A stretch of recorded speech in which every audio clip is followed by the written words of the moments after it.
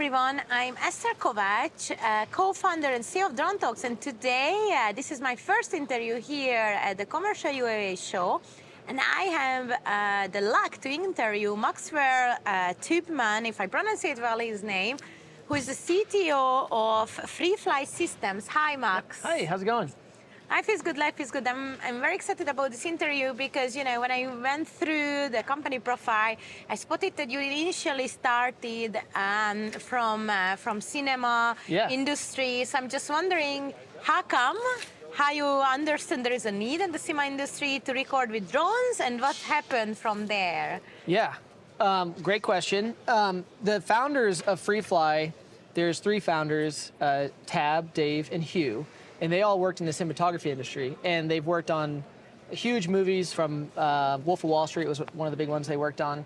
And in the beginning, before they were drones, they were remote control helicopters. So they were flying remote control helicopters. They were building all these helicopters themselves, and they just figured, you know, we can make this a product that everyone will love. So we were building kits as a company.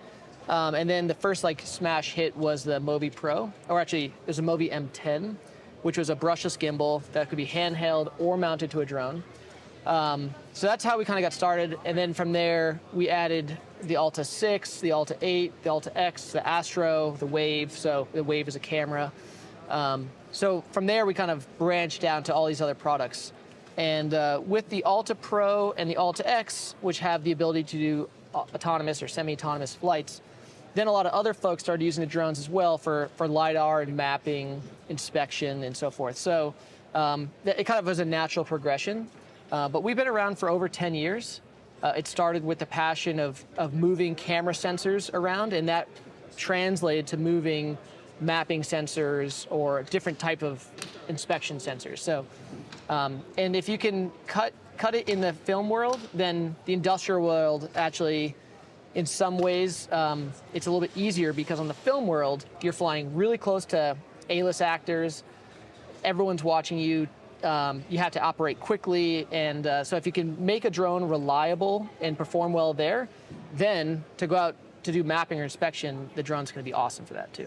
You know, just a little bit, because it's a new industry for me, you know, and it's very fascinating. You're the first I ever talk about cinema. And so how should I imagine, you know, like I have a scene and this drone just comes and the actors and they just, you know, keep doing their job, you know, and the drone goes around them, right? Yeah. So it's just super easy and it's super hard because it's very manual. It's not like a lot of times you want to do mapping missions, it's autonomous, and you just want to get the drone in a general direction. But with cinema industry, you have one person flying the drone, and they're trying to time their action with an actor or car, and those timing will move a little bit. And then you have a camera operator who's doing the same, and then you have someone controlling the the focus of the camera, and then you have directors and DPs and a lot of other people. So the big difference between cinema and industrial is cinema is much more of a manual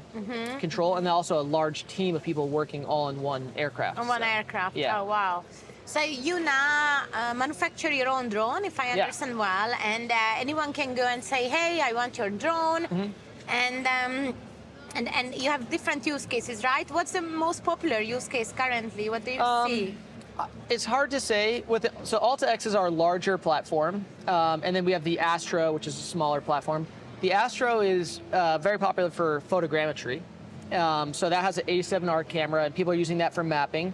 And then the Alta Cinema's probably a quarter of the customers, roughly, and then a lot of folks are using it for LiDAR or other type of mapping sensors. So at our booth here, we have a hyperspectral sensor, which is a really cool type of camera.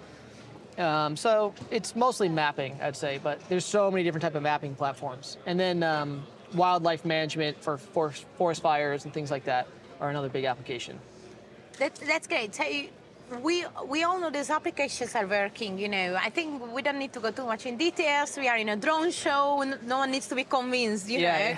Those are working. I think the question is what's next, or how can we scale from these few applications, you know, where you replace helicopter or other solution with drones, But what's your vision, or what's the company strategy to scale? Well, I think that our Freefly strategy is to just make really quality products that are going to, we do a ton of testing. So we want a quality product that's going to withstand the punishment that our customers will put into it. Because if we have somebody who is working for the Forest Service and they're doing wildlife management, those guys are out and ladies are out there swinging axes and chainsaws and stuff. So we can't make a drone that's so delicate that it can't withstand these really harsh environments.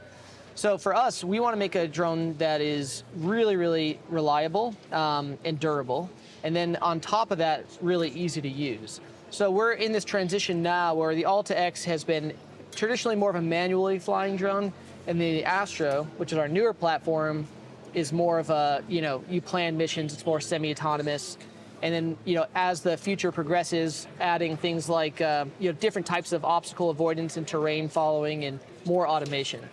And with the Astro, there's a lot of companies adding on kind of third-party plugins that add more automation. So we want to make the platforms modular for that type of thing, adding automation and other payloads. I cannot agree more, and it's a really, really interesting topic because, I have this iPhone in my hand, and it became the most popular product because it's easy to use, right? Yeah. And I think the drone industry, probably, in my opinion, the drone gonna be the best and gonna be the one with everyone gonna purchase, which is the easiest to use. Totally.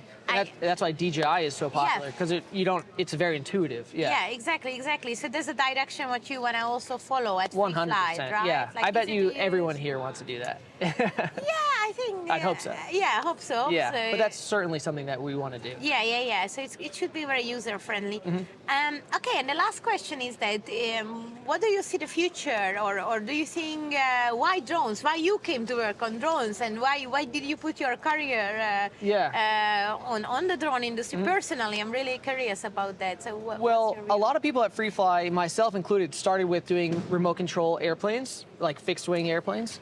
So I started doing that as a kid, and then moved to helicopters, and then I started in the cinema industry as well. And it's just a ton of fun. And I love working at Freefly because the team is so passionate about the engineering and making the product as awesome as it can be, and then also so passionate about finding these new use cases. Like last week, we had people who wanted to deliver food to elephants for like a large safari exhibit. And I was like, I would never have thought of that. Or avalanche control. So there's some of which are cool because it's just a cool use case, and then some use cases are actually saving people's lives. So, for me, the passion, and for a lot of folks at Freefly, the passion comes from the engineering challenge of making an easy to use, reliable drone, and then the pride that you get to see the drone in action, helping people out or making workflows more efficient and more cost effective. Sounds amazing. Thank you so much, Max. Yeah. Thank you. Thank you. It's great chatting with you.